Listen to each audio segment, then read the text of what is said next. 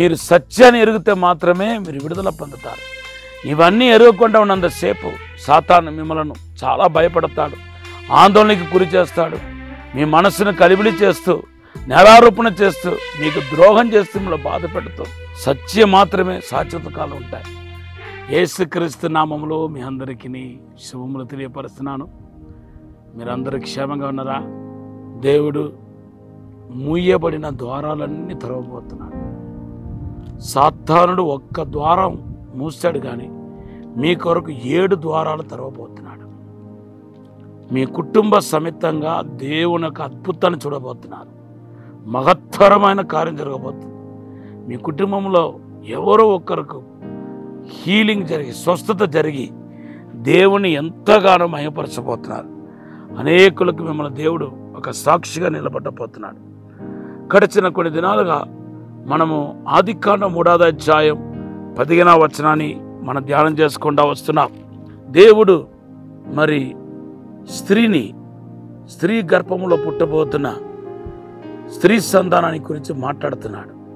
నువ్వు సర్పం యొక్క తల మీద కొడతావు, సర్ప సంతానం నీ మడుము మీద కొడతారని రాయబడి ఉంది.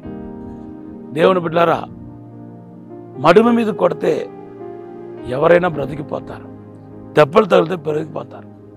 తల మీద కొడితే చచ్చిపోతారు. అందుకొరకు ఈరోజు సాతాను క్రియలు పూర్తిగా సిలువలో లయపరచబడ్డది. సంఘాన్ని గురించి రాయబడి ఉంది. ఎందుకంటే స్త్రీ సంతానం అంటే సంఘాన్ని చూపిస్తుంది. యేసుక్రీస్తు శిరస్సుగాను, సంఘం శరీరంగాను ఉంది. శరీరం ఒక మడుము భూమిని ఆనుకొని ఉంది. భూమిలో స్థాపించబడిన సంఘం. ఈరోజు ఆ సంఘాన్ని ఎంతోమంది బాధపడ్డారు, ఎంతోమంది కొట్టారు. ఈవెన్ ఇండియాలో ఇప్పుడు కూడా ఎన్నో శ్రమలు జరుగుతూనే ఉంది. మనకు తెలిసింది, మనం విన్నదంతా 1, 2, 1000లో 1 వింటున్నాం. కానీ నార్త్ ఇండియాలో వెళ్ళి చూడండి ఎంత భయంకరంగా హింసిస్తున్నారు. కొన్ని ప్రాంతాల్లో పాస్టర్సే కనపడకుండా పోయారట.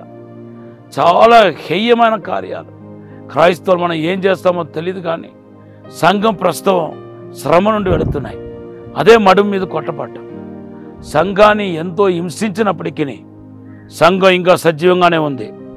ఎందుకంటే దేవుడి యొక్క న్యాయ తీర్పు, దేవుడి బిడ్డలారా, సంఘానికి వచ్చిన శిక్షను మాట్లాడుతున్నప్పుడు నీకు మడుము ఎంత ఉంటుందో చెప్పండి. కాలు కూడా కాదు, పాదంలో కొడతామని రాయబడలేదు.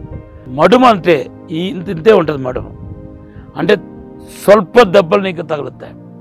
మనకు వచ్చిన శిక్ష, దేవుని బిడ్డలారా, ఆదాం చేసిన పాపానికి వచ్చిన, మానవ జాతికి వచ్చిన శిక్ష చాలా చాలా తక్కువ. ఈవెన్ స్త్రీ గురించి, పురుషుడి గురించి మాట్లాడుతున్నప్పుడు ఏమని మాట్లాడాడు?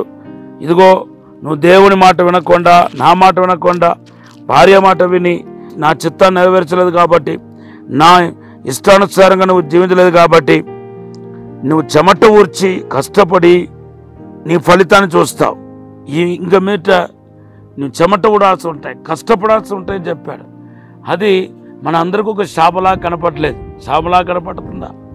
ఈరోజు ఎంతో సంతోషంగా పనిచేసే వాళ్ళందరూ 99% మంది ఎంతో సంతోషంగా పనిచేస్తున్నారు. చూడండి, వెళ్ళి చూడండి, పనిచేసే వాళ్ళు చూడండి ఎంత హ్యాపీగా పనిచేస్తున్నారు. కష్టపడే వాళ్ళు చూడండి, అది శాపను ఎవరు అనుకోరు. ఎవడో ఒక్కడో ఇద్దరో సోమారిపోతులకు కష్టంగా ఉంటుందేమో, కానీ మిగిలిన వాళ్ళందరూ కష్టపడటానికి ఎంతో ఇష్టపడతారు. అలాగే స్త్రీ గురించి మాట్లాడుతున్నప్పుడు ఏమన్నాడు? నువ్వు కష్టపడి పిల్లలు కంటావన్నాడు. అది నొప్పితో పిల్లలు కంటావన్నాడు. నొప్పితో పిల్లలు కంట పెద్ద శాపం ఏంటి చెప్పండి? అది ఎవరు శాపం అనుకున్న వాళ్ళు ఎవరు? కొద్దిసేపే నొప్పిని ఏడుస్తారు. బిడ్డ పుట్టిన తర్వాత వాళ్ళ హృదయంలో కలిగే సంతోషం ఇంతంతా కాదు. ఏ ఒక్కరు జీవితాంతం ఆ లేబర్ పెయిన్ బట్టి బాధపడే వాళ్ళు ఎవరు లేరు. ఏ స్త్రీ బాధపడదు. నేను బిడ్డలు కన్నప్పుడు నొప్పి అనిపించాను చూడండి, అది చాలా భయంకరమైన నొప్పి అని ఇంకొక 10-20 సంవత్సరాలు చెప్పుకుంటూ ఉండరు. మగ ఉంటే 1 రోజు 2 రోజులు బాధపడతారు, తర్వాత నార్మల్ అయిపోతారు. అంతెందుకంటే బిడ్డను చూడగానే ఆ నొప్పి అంతా ఎగిరిపోతాయి. ఆ మానవ జాతికి దేవుడు శాపాన్ని ఏందో మాత్రం గొప్పగా చేయలేదు. యెహోవా దేవుని యొక్క న్యాయ తీర్పును ఒకసారి చూడమంటున్నా. దేవుని బిడ్డలారా, ఆదాం కానీ హవ్వ కానీ దేవుడి న్యాయ తీర్పుని సులువు చేశాడు. భారం లేని న్యాయ తీర్పుగా తీర్పును దేవుడు తీసుకొచ్చాడు.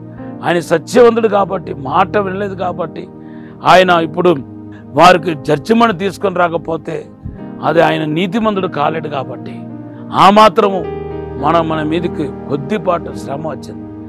ఆ యొక్క బాధలు, ఆ కష్టాలు కూడా మనం ఇప్పుడు అనుభవించాల్సిన అవసరం లేదు. 2000 సంవత్సరాల క్రితమే యేసు మన కొరకు సిలువ మోసి ఆ శాపాలని కొట్టివేశాడు. దేవుని బిడ్డలారా, ఈరోజు పరిశుద్ధాత్మ దేవుడు మీతో మాట్లాడుతున్నాడు. మీరు సత్యాన్ని ఎరిగితే మాత్రమే మీరు విడుదల పొందుతారు. ఇవన్నీ ఎరగకుండా ఉన్నంతసేపు సాతాను మిమ్మలను చాలా భయపడతాడు, ఆందోళనకి గురి చేస్తాడు. మీ మనసును కలిబిలి చేస్తూ, నేరారోపణ చేస్తూ, మీకు ద్రోహం చేస్తూ, మిమ్మల్ని బాధ పెడుతూ, అంచులంచులుగా మీరు లయమైపోవాలని, మీరు మృతి చెందాలని, అసలు బ్రతకకూడదని ప్రయత్నం చేస్తాడు. అవన్నీ కొట్టివేయండి. సత్యం మాత్రమే శాశ్వత కాలం ఉంటాయి. దేవుడు మానవ జాతికి చెప్పిన జడ్జిమెంట్ చాలా చాలా సులువైనది, చాలా చిన్నది. ఆ చిన్న శాపాన్ని కూడా యేసు ప్రభు ఇప్పుడు మన కాలంలో తొలగించేశాడు. మీరు శాపలేని వారు, ఆశీర్వదించబడేవారు. దేవుడి ఈ మాటలు దీవించగాక. చిన్న ప్రార్థన చేస్తాను. పరిశుద్ధము నమ్మకమైన పరలోక తండ్రి, నీకు వందనాలు, స్తోత్రాలు ప్రభా. శక్తి చేత కాదు, బలవ చేత కాదు, ఆత్మ ద్వారా ఈ సమస్తం జరుగుతున్నారు ప్రభా. అయ్యా అయ్యా అయ్యా, ఇప్పుడే నా నామంలో ఏమడిగినా ఇస్తున్నా ప్రభా. ఎవరెవరైతే శాపముతో పాపముతో బంధించబడి ఉన్నారో వాళ్ళందరికీ విడుదల దయచేయండి అయ్యా. సత్యాన్ని ఎరిగే కృప దయచేయండి ప్రభా. పరిశుద్ధాత్మతో నింపండి, అభిషేకంతో నింపండి, వరాలతో ఫలాలతో నింపండి ప్రభా. నీ దైవిక ప్రసన్నం యేసు నామములో ఆవరించాలని ప్రార్థన చేస్తున్నాను. ఇప్పుడే తాకమని యేసు నామములో అడిగి వేడుకుంటున్నాం తండ్రి, ఆమేన్. Have a blessed day. దేవుడు మనం దీవించి అతి ఉన్నతమైన స్థితిలో మనం కూర్చున్న పెట్టిన గాక. ఈరోజు దేవుడు మీకు ఇచ్చిన వాగ్దానం అపోస్తల కార్యం 18:10. God bless you.